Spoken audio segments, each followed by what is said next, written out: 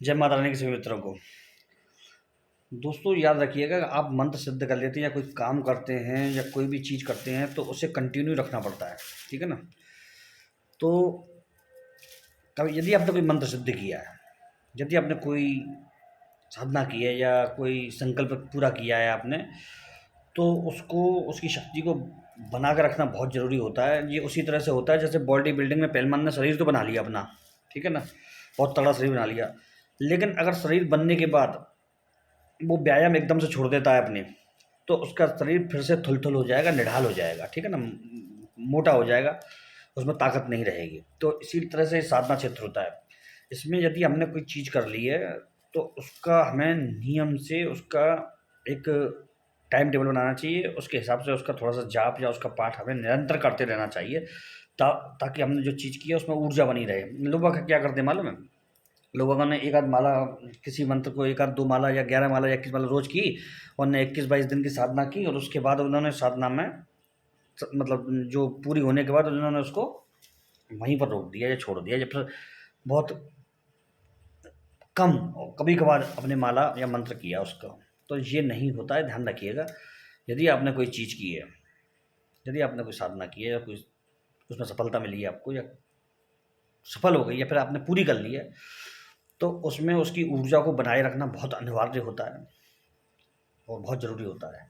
आपको मालूम है, मैंने जितने मंत्र अब तक किए हैं, मैं संख्या तो नहीं बता सकता, अनगिनत हैं। जितने मंत्रों का विधान किए मैंने, 25, 26, 27, 28 सालों में, तो उन सब मंत्रों को मुझे अभी तक उसमें एनर्जी देनी पड़ती है और मैं जानता हूँ ज़रूरी होता है, क्योंकि आपके पास कुछ होगा तभी आप दूसरों को कुछ कर पाएँगे या बता पाएँगे, ठीक है ना? तो उसको हमको करना पड़ता है और वही सबसे बेस्ट मतलब वे है इस चीज़ में। यदि आप कोई चीज़ कर रहे हैं या कोई मंत्र कर रहे हैं तो उसकी ऊर्जा को लगातार बढ़ाते रहिए, तो बढ़ती रहेगी। और अगर आप बिल्कुल ही छोड़ देंगे उसको, तो वो ऊर्जा नष्ट प्राय हो जाती है, उसकी मतलब खत्म प्राय, नष्ट तो नहीं होती, खत्म हो जाती है, आपके पास से खत्म हो जाती है वो ऊर्जा। आपके पास वो गट्स नहीं रहता फिर उसके बाद कि उसको ये यूज में ले सकें आप। मेरे इतने पुराने मंत्र हैं, ये 15-15, 20-20 साल पुराने मंत्र हैं, ये नेट के मंत्र नहीं है। ये गुरु कृपा के मंत्र हैं, गुरु परंपरा के मंत्र हैं। जैसे वो ओम नमो बज्जो का कोठा है, जो आपने किताबों में नेट पे तो अब पढ़ा होगा, मैंने वो 28 साल पहले ही ले चुका हूँ उस मंत्र को मैं।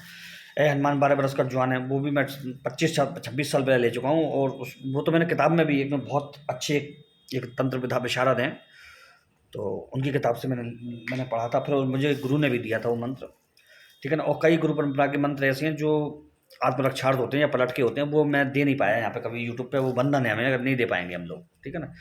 वो या तो जो बिल्कुल पक्का शिष्य हो, बिल्कुल जो आते जाते हैं, कई शिष्य ऐसे हैं जिनको मैं बाद में दूंगा, ये वो बहुत जुड़े हुए हैं मुझसे और बहुत ध्यान भी रखते हैं मेरा, सेवा भी करते हैं, तो उनके लिए वो दिया जाएगा वो मंत्र, क्योंकि वो ओपन में नहीं दिया जा सकता वो मंत्र,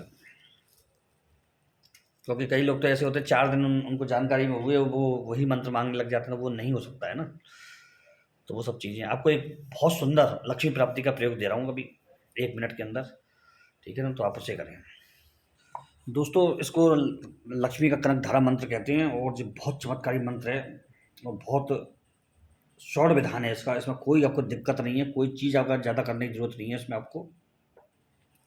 वैसे इसका बहुत विस्तार से विधान भी बताया गया है, लेकिन मैं आपको विस्तार में नहीं ले जाऊंगा, मैं आपको केवल इतना कहूँगा कि केवल इस मंत्र मात्र को आप कर दें, ठीक है ना। और मंत्र मात्र ये सबसे बेस्ट मंत्र है लक्ष्मी के लिए, तो आप इसे कर सकते हैं आप, ठीक है ना। और मेरा हवन हो चुका है मित्रों, जीरा, ठीक है ना। तो आपको मैं थोड़ा सा ये बता रहा हूँ आपको, ठीक है ना, तो आप ऐसे कर सकते हैं।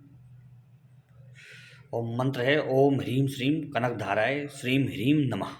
ओम ह्रीम श्रीम कनक धाराय श्रीम ह्रीम नमः, ठीक है ना। इसी तरह से इस मंत्र को किया जाएगा और इसमें कुछ नहीं है, आपको एक श्री यंत्र हो तो श्री यंत्र और कनक धारा यंत्र हो तो कनक, पहले श्री यंत्र चल जाएगा, इसमें आपको कोई दिक्कत नहीं होगी। और श्री यंत्र ना भी उपलब्ध हो आपके पास, तो इसमें आप क्या क्या कर सकते हैं, आप इसमें आपको इसमें कुछ नहीं करना है, आपको इसमें केवल एक स्वास्तिक बनाना है, चावल की ढेरी, पहले तो चावल का एक पट्टे पर लाल लाल पट्टे पर लाल कपड़ा बिछाना है, मतलब पट्टे पर लकड़ी के पे लाल कपड़ा बिछाना है, उसके ऊपर चावल का मतलब एक चौकी सी बनानी है और चौकी पर रोरी से चौकी पर 2 रीते, एक स्वास्तिक बनाना है या फिर श्रीम बनाना है, श्रीम लक्ष्मी बीज।